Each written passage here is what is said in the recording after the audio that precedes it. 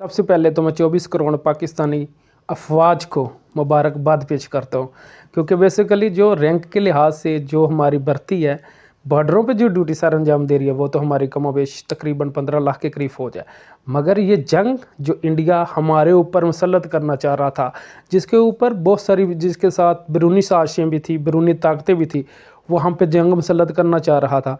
उस जंग का दफ़ा जिस तरह 24 करोड़ अवाम ने अपनी फ़ौज के साथ अफवाज पाकिस्तान बन के सर अंजाम दिया, मैं उन सब को मुबारकबाद पेश करता हूँ। और साथ साथ उन भाइयों का भी पैगाम भेजता हूँ जो बहुत तत्ते हो गए थे कि हमारी फ़ौज जो है उनके ऊपर मज़ैल नहीं दाग रही, उन्होंने हमारे ऊपर मज़ैल दाग दिए, उन्होंने हमारे साथ ये कर दिया, हम कुछ नहीं कर रहे थे। मैं तब भी आपको लम्हा ब लम्हा बताता जा रहा था कि भाई अभी हम अपना डिफेंस कर रहे हैं, अभी दुश्मन हम पे वार कर रहा है, अभी हम दुश्मन का उन वार का डिफेंस कर रहे हैं, उनको रोक रहे हैं और दुश्मन का नुकसान पे नुकसान किए जा रहे हैं। हम जवाब नहीं दे रहे, जिस तरह हमारे DGI SPR ने भी बताया था आप लोग को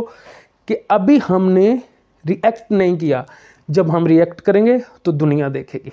तो मेरे दोस्तों, ये बात जो है आज दुनिया ने देखी, और दुनिया के साथ साथ उन लोगों ने भी देखी जो ये नहीं मानते थे कि पाकिस्तान अफवाज कुछ भी नहीं कर रही। पाकिस्तान अफवाज ने अपने शहीदों का बदला नहीं लिया मेरे भाई, वो उन्होंने शहीदों का बदला भी लिया।